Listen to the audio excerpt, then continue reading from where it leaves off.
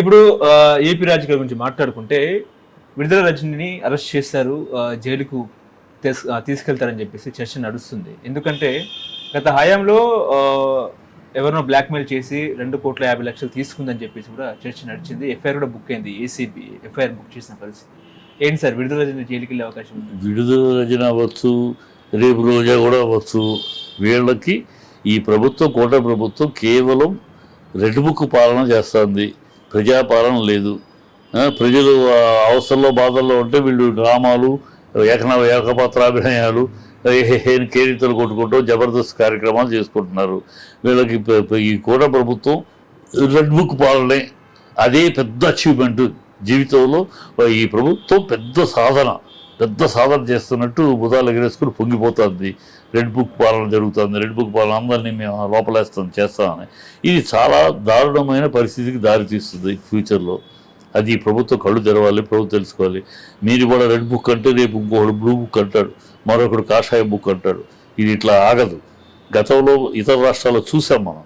ఒక తమిళనాడులో చూసాం, అన్నా డిఎంకే మధ్య గొడవలు వస్తే, గొడవలు మొదలైనాక వైషమ్యాలు పెరిగి ఇప్పటికీ ఎలక్షన్ ఉన్నప్పుడు లేనప్పుడు కూడా నిరంతరం వాళ్ళ మధ్య వైషమ్యాలు గొడవ కొట్టుకుంటూ ఉంటారు. పెద్దానికి జెండా పాత్రాన్ని కొట్టుకుంటారు, పూజ చేయడానికి పెద్దాన్ని కొట్టుకుంటానే ఉంటారు వాళ్ళు వీళ్ళు నిరంతరం. వాళ్ళిద్దరి మధ్య వైషమ్యం గొడవలు జరుగుతూ ఉంటాయి. అలాగే పశ్చిమ బెంగాల్ కమ్యూనిస్టులు మమతా బెనర్జీ, ఇప్పుడు మమతా బెనర్జీ బీజేపీ, అలాగే బీహార్.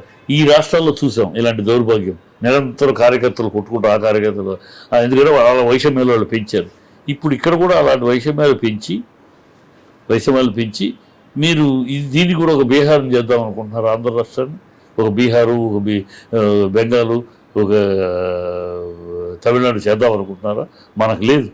ఎలక్షన్ అప్పుడు ఏదో మాట్లాడుకుంటారు, తర్వాత ఈ పగ సాధించాలు, కష్ట సాధింపాలు ఉండవు, తర్వాత అయిపోద్ది. ఇది చేయాలనుకుంటున్నారా మీరు? అంటే ఆ మార్గం వేస్తున్నారా?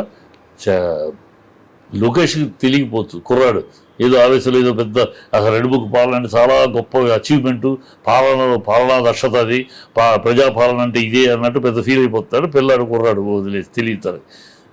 పవన్ సరే ఏ జ్ఞానం లేనివాడు, ఆవేశపడు చెప్తే జ్ఞానం లేని మహానుభావుడు కనుక పవన్కి తెలియదు. చంద్రబాబు 40 ఏళ్ళ అనుభవం, 15 సంవత్సరాలుగా సీఎం. మీకు ఉండద్దా? రేపు ఫ్యూచర్ ఏంటి? భావితరాలకు మనం ఎలాంటి సంకేతాలు ఇస్తున్నాం, భావితరాలకి ఎలాంటి అట్మాస్ఫియర్ క్రియేట్ చేస్తున్నాం, ఒక రావణ కాష్టంగా మారుస్తాం ఆంధ్ర రాష్ట్రాన్ని. ఈ ఆనవాయితీ అలవాటు అయిపోతే ఎంత దారుణం అయిపోతుంది రేపు రాబోయే రోజుల్లో అని పవన్ ఉండాలి కదా. చంద్రబాబు అరికట్టాలి. ఇది కాదు, ఆపండి చాలు. ఇంతవరకు జరిగి మన ప్రజలు ఈ రెడ్ బుక్ పాలన కోసం ఓట్లేలా మనం చెప్పిన ప్రామిసులకి, వాగ్దానాలకి నమ్మి వేశారు. ఇప్పుడు మోసపోయాము, దగాపడ్డామని బాధపడుతున్నారు. ఆ సంగతి చూద్దాం. వాళ్ళని ఒప్పించి వాళ్ళకి భరోసా ఇచ్చే కార్యక్రమం చూడాలి. ఈ వద్దు అని చెప్పాలి. చెప్పకపోగా ఆయన నవ్వుకుంటూ కురుక్కుంటూ కూర్చున్నాడు. ఇది పెద్ద చెప్పారు. ఇది రాంగ్ ట్రాక్ వెళ్తుంది. నేను ఎందుకు కక్ష సాధింపు అంటున్నానంటే, అన్నాడు తప్పే ఉంది, అన్నాడు అరెస్ట్ చేశారు, ఎస్ అన్నాడు అరెస్ట్ చేశారు. అలాగే అందరినీ అరెస్ట్ చేస్తే నేను ఇది కక్ష సాధింపు అన్నాను. అది ఇలాగే డైమండ్ రాణి రోజా అన్న పవన్ కళ్యాణ్కి నోటీస్ ఇస్తే నేను తప్పను, ఇది కక్ష సాధింపాలను. అదే భారతిరెడ్డికి అవినాష్ రెడ్డికి అక్రమ సంబంధాన్ని మాట్లాడిన వాళ్ళకి నోటీస్ ఇస్తే నేను ఇది కక్ష సాధింపాలను. అలాగే విజయమ్మని అమ్మ అంటారు, మీ నాన్నకి ఆవిడకి సంబంధం అని అడిగి ఈ నోటీస్ ఇస్తే నేను ఇది కక్ష సాధింపాలను. ఇంకడానికి వచ్చారా అని అంటాడు, ఆ భాష మాట్లాడాడు పబ్లిక్ మీటింగ్లో, దానికి నోటీస్ ఇస్తే నేను తప్పట్ను. నా కొడకల్లారా బాడకావులారా, బోషడికి వెళ్ళారా అని మాట్లాడే వాళ్ళకి నోటీసులు ఇస్తే నేను ఇది కక్ష సాధింపాను. ఎవరికీ నోటీసులు ఇవ్వట్లా. వాళ్ళ నోటికి వచ్చిన మాటలన్నీ రికార్డు. కాకపోతే మీ చేతిలో ఛానల్స్ ఉన్నాయి, మీ చేతిలో పేపర్స్ ఉన్నాయి కనుక ఆ పేపర్లో, ఛానల్స్లో వాళ్ళు మాట్లాడి నేను మాత్రం ప్రమోట్ చేస్తూ, మీరు మాట్లాడి దాచిపెట్టుకుంటూ, ప్రజలకు తెలుసు టీవీలో వీడియోలు వస్తున్నాయి కదా, ఎన్నెన్ని వస్తున్నాయో, ఎన్నెన్ని మీరు మాట్లాడారో అన్నీ వస్తున్నాయి, ప్రజలు చూస్తున్నారు. కనుక ఈ చేస్తే అందరినీ చేయండి, లేకపోతే పరిపాలన చూడండి, ప్రజాపరిపాలన చూడండి. ప్రజాపరిపాలన వదిలేసి ఇంకా ఏదో కట్ట సాధి 10 నెలలు అయింది, ఇప్పటికి మీరు చేసింది ఏంటి? ఒక హామీ నెరవేర్చలేదు. రుణమాఫీ చేశారా లేదు, రీఇంబర్స్మెంట్ ఫీజు రీఇంబర్స్మెంట్ చేశారా లేదు, నిరుద్యోగ భృతి ఇచ్చారా లేదు, 18 ఏళ్ళ అమ్మాయికి 1500 నెల ఖరారు ఇచ్చారా లేదు, ఇంట్లో ఎంతమంది ఉంటే అంతమందికి 15,000 అన్నారా ఇచ్చారా లేదు, ఫ్రీ బస్ ఇచ్చారా లేదు, ఫ్రీ గ్యాస్ 3 అన్నారు ఇచ్చారా లేదు, వాలంటీర్లకి 10,000 ఇస్తామన్నారు లేదు.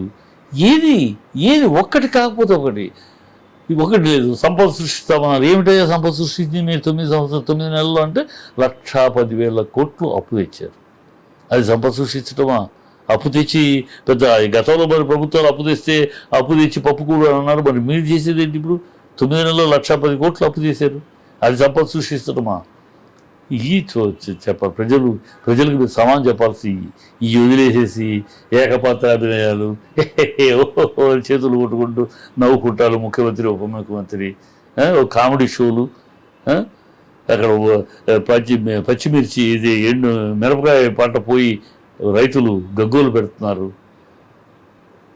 గతంలో ₹1,00,000 పలికిన 1,10,000 దాకా పలికిన క్వింటాలు ఇప్పుడు 25,000. ఎక్కడ పోతారు వాళ్ళు? వీటి గురించి ఏంటి? వాళ్ళకి ఏం భరోసా? వీటి గురించి ఏమన్నా మాట్లాడతారు? వీటి గురించి ఏమన్నా ఉందా? ఎంతసేపు ఇంకా 10 నెలలు అయినా కూడా మీరు చించేది ఏంటో, చించాల్సింది ఏంటో, చించబోయేది ఏంటో ప్రజలకు చెప్పకుండా ఇంకా జగను గత ప్రభుత్వం ఈ పాట ఎన్నాళ్ళు పాడతారయ్యా? ఎన్నాళ్ళు పాడతారు? ఆ పేరు చెప్పుకుని ఎన్నాళ్ళు బతికేస్తారు మీరు? జగన్ జపం చేసుకుని ఎన్నాళ్ళు బతుకుతారు? ప్రజలు జపం చేయండి. జగన్ జపం చేస్తూ ఎన్నాళ్ళు బతుకుతారు? జగన్ ఉచ్చబోయి కడుపు నొప్పి వచ్చినా జగను, విరోచన వచ్చినా జగను, ప్రజానికి జగను కర్త ప్రభుత్వం. జగను 10 నెలలు అయిపోయింది. 10 నెలలు మీరు పీకిందేంటి? పీకపోయేదేంటి? పీకాలు అనుకుంటుంది ఏంటి? చెప్పండి. అది చేయండి. జగన్ మీరు చెప్పారు మంచో చెడో నమ్మ అబద్ధమో నిజాలో చెప్పేశారు, నమ్మేశారు ప్రజలు, మిమ్మల్ని గెలిపించేశారు, జగన్ పక్కన కూర్చోబెట్టారు. మీరు కదా గెలిచిన మీరు కదా పరిపాలించాలి. ఇప్పుడు చేతులు ఎత్తేసి భయం వేస్తుంది, విరోచనలు అవుతుంది. నాన్సెన్స్.